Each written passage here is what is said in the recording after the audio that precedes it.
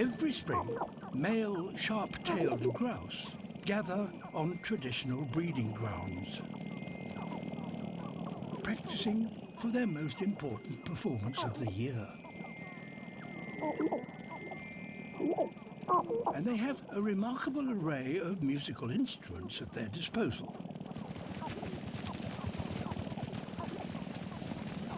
Feet are stamped and tail feathers rattled to produce a rhythmic beat.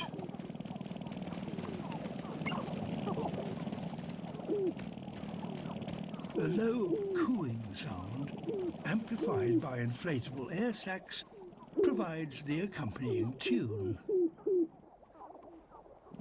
And it's all to attract the attention of the females. The more males, the louder and more impressive their performance.